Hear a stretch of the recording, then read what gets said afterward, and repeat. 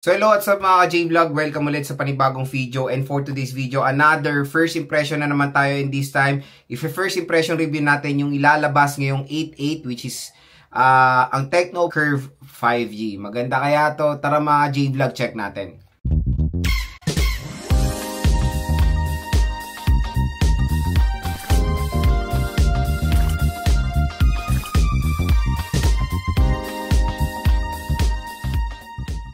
So yun mga ka-J-Vlog, another first impressions review na naman tayo, and this time, ang itatakil nga natin is yung bagong ilalabas ngayong 8.8, ang Tecno Pova 7 Curve 5G. So again, ngayon, pag clinic nyo yung view products natin, hindi pa po yan yung original price niya. Magiging available pa to upon checkout 7 PM ngayong August 7, 2025, 7 PM. So, i-add to cart nyo na mga ka-J-Vlog, i-click nyo na itong view products natin dahil sobrang mura lang po dyan ng Tecno Pova Curve 5G. So, yun nga, when it comes sa presyo niya dito sa online, is pwede nyo siya makuha ng for as low as 9,000 pesos. Kasi ang nakalagay dito na SRP niya is 13,999 pesos or almost 14,000 pesos. So, yan yung possible na price niya sa mall. Pero pag dito sa ating view products, may voucher na makukuha nyo to for as low as 9,000 pesos. At meron pa kayong libreng PUBG prepaid gaming SIM. Ayan, dito SIM card ata to. So, yun, may exclusive freebie siya for the Tecno Pova. Hindi pala siya Pova 7, sorry. Tecno Pova Curve 5G. Wala palang 7. So, Tecno Pova Curve 5G. So, correct ko yung sarili ko dyan. Nakala ko Tecno Pova 7 siya. So, again, napakamura niya mga ka-J-Vlog, kaya i-click nyo na lang po dito yung view products natin para ma-redirect kayo dito sa bagsak presyo na Tecno Pova Curve 5G. So again, dito sa ating first impression, kumbaga, bibigay ko sa inyo yung mga thoughts and opinions ko dito sa smartphone na to, yung kanyang price specs and of course yung availability, at napakamura neto sa view products natin. So again mga ka-J-Vlog, meron ding lalabas na Tecno Pova 7 Ultra 5G. Hopefully malabas na yan soon dito sa Philippines. Pero again, ngayong 8.8 yung magiging, ang daming pong bagong smartphone ngayon ni Tecno when it comes sa 8.8. Meron sila yung Megapad, Tecno Spark 40C, lahat yan i-review natin yung mga J-Vlog, so stay tuned lang. So yun, o-order tayo niyan, pero hanggang hindi pa available, mamaya pa magiging available, magbibigay na tayo ng thoughts and opinions at yung voucher, kasi pag clinic yung view products natin, may makuha kayong malupitang voucher. Kaya yun, gumawa na tayo ng video. So when it comes to screen, meron siya 6.78 inches AMOLED display with the resolution na Full HD Plus 1080p resolution, and of course curve nga, diba? So edge, edge display siya, kumbaga mga J-Vlog. And ang maganda dito, AMOLED display, 144Hz screen refresh rate po. So beyond 120Hz, which is a good addition of course sa mga entry-level smartphones. Pero i-consider natin ito na mid-range, entry to mid-range, kasi sa online, entry-level ang price niya, mid-range ang kanyang SRP.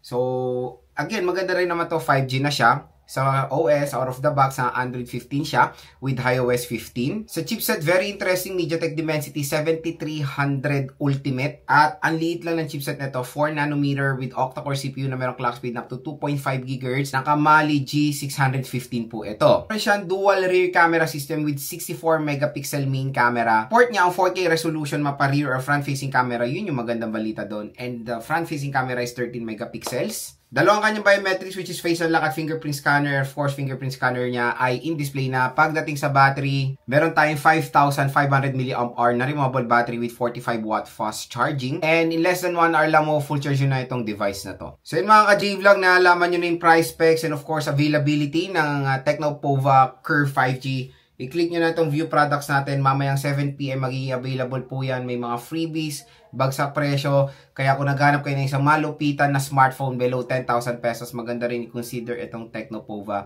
Curve 5G. So again, next naman is first impressions natin based sa kanyang specifications. Again, pwede tayo magbigay ng first impressions based sa specifications ng device kahit wala pa po yung device. Pero again, alam niyo naman itong channel na to, binibili natin yung mga devices.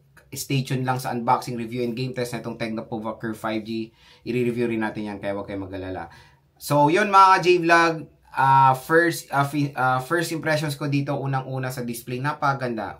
Yun yung isang feature nito, tinawag nga tong curve. So expect nyo na curve display siya. Hindi lang yun yung pangmalupitan. Ang ganda pa ng protection ng glass niya. Corning Gorilla Glass 7 eye protection. So very durable naman yung glass niya. AMOLED display pa. Ang taas pa ng refresh rate beyond 120, so 144 Hz screen refresh rate. So when it comes sa ganyang refresh rate, ang future-proof na itong Tecnopova Curve 5G. Kasi syempre, karamihan or more common natin nakikita na refresh rate when it comes sa gaming, so 120 FPS. Pero soon, matatry na natin yung beyond 120 FPS dahil yung mga ibang smartphone ay nakasupport na ng 144 Hz screen refresh rate. So kumbaga, hands down, isang pinaka-main advantage ng Tecnopova Curve 5G is yung kanyang ultimate or premium display quality. Next, yung chipset. Chipset is very interesting. So, natry na natin yung parang predecessor niya, the MediaTek Dimensity 6300. Doon pa lang napakalupit na paano pa kaya itong MediaTek Dimensity 7300 Ultimate. Again, the chipset is 4 nanometer lang at mataas din yung clock speed niya, 2.5 GHz. So expect natin when it comes sa gaming, may ibubuga itong Tecnopova Curve 5G. So syempre, when it comes sa Pova series, alam naman natin na more on focus talaga nila is gaming performance na makikita natin dito sa smartphone na to. Next mga ka-J-Vlog is yung kanyang camera. Camera is very outstanding when it comes sa presyo niya na below 10,000 pesos sa support ng 4K video recording. At hindi lang yun. The 64 megapixel, syempre again, hindi tayo nagbe-base sa taas ng megapixel ng camera. Doon pa lang, itong Tecnopova 7 4G, ang ganda na ng camera nito. Paano pa kaya yung Tecnopova Curve 5G, diba? May support pa sa 4K video recording, kaya asahan natin, camera performance is outstanding dito sa device na to. Kaya super duper excited na rin ako matry yung camera performance nitong smartphone na to. Next mga ka-J-Vlog, of course, the dual steer speakers. So, dual steer speakers itong smartphone na to. Hindi lang basta-basta dual steer speakers dahil support niya ng Dolby Atmos. So, when it comes sa loudness, nandyan yung loudness niyan. Bass quality, kumbaga, pag naglalaro kayo or manonood ng movies, bibigyan kayo ng outstanding sound quality netong device na to. Next mga ka-J-Vlog, sa battery niya, mas malaki yung 4G. Pero dito, malaki rin naman, beyond 5K, 5,500 mAh. Ang malupit dito kasi fast charging rate niya is 45 watts. For below 10,000 pesos is okay yan. So, in less than 1 hour lang mo, full charge na itong device na to. Pero, let's expect na matagal din ang battery performance nito. Pero, I know, maraming mga features to na mabilis mag-consume ng battery tulad na lang ng high resolution niya. Pag nag-games kayo. Pero again, 5,500 mAh is okay na yan na battery capacity for an entry-level smartphone. And ang pinaka-last mga ka-J-Vlog is of course kanyang IP rating. For its price, IP rating niya is IP64, water and dust resistant. So maganda rin na may protection siya sa tubig. Again, hindi po siya pwede malublog. Pwede lang siya matalsikan ng tubig with certain pressure kasi IP64 po siya. Ang pwede pong malublob sa tubig ng mga smartphones na water resistant is IP67 to IP69 water and dust resistant. So yun mga ka-J-Vlog, ang ating first impression so far dito sa Tecnopova Curve 5G.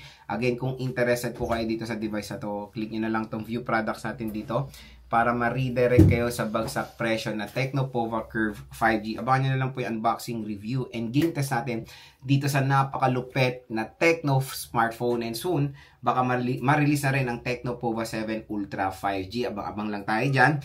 Pero as of now, magiging available na po ito ngayong August 7, 2025, 7 PM. I-click nyo na lang to dahil meron po mga exciting freebies na naghihintay sa inyo para dito sa smartphone na to.